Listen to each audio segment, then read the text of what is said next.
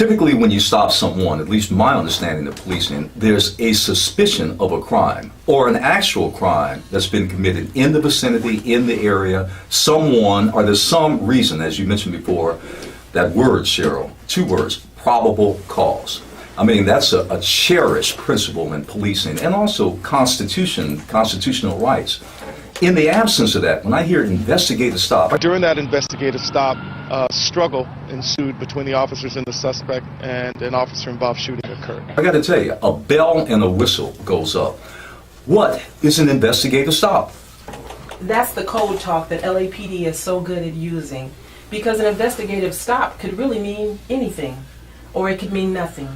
And so I believe that in this instance, and I've seen it personally, where officers will create that probable cause that doesn't exist after the fact, because now they've got to explain that force that they just used to legitimize something that should have never occurred. And so to say whether it's an investigative stop or to say that Ezell did something suspicious, what does that mean? But you also have to realize that from the officer standpoint, they're getting a lot of pressure because the chiefs, the last 2 chiefs, have made a commitment to reduce crime.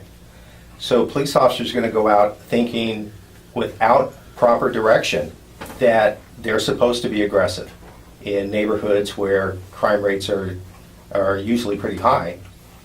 And they're not getting the kind of direction that they need to understand their natural instincts to be aggressive, to move forward. And that's why they're selected for those units, is because they are aggressive and they're going to go making those stops.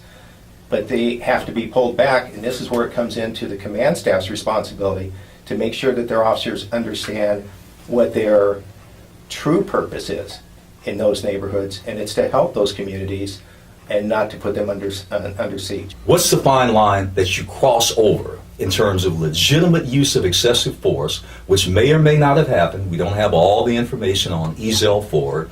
Certainly, I think with Michael Brown, I'm going to go there with that one. That was clearly excessive force, beyond a doubt. But Ezell Ford, I'll leave that dangling for the moment. What's the fine line that's crossed, Cheryl and Scott, in terms of an officer's need to use force versus the overuse of deadly force? Force, if you had somebody that was just pulling away and you use your baton or your firearm, that would be excessive force. So the amount of force the officer uses has to be consistent with the amount of resistance on the part of the suspect. Police officers are taught to escalate and de-escalate. And so that's where, if you have someone who's resisting, you use that force necessary to overcome that resistance, and then you de-escalate. You bring it down a notch. And once that person is in control or in custody, handcuffed, whatever that thing is, if they're walking away and you grab them, they stop, well, you de-escalate.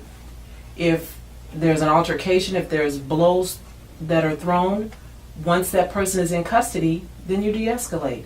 And I think the problem occurs is when, and we're all human, and so when the adrenaline is pumping and you get amped up, it's the same thing you see at the end of a vehicle pursuit.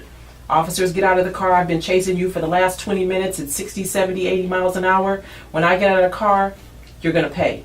And so the same thing happens on foot. If I have to fight you, if I've got to run and chase you, if I've got to jump over a fence, when I get you, if I don't use common sense and if I don't take a breath, you're going to pay.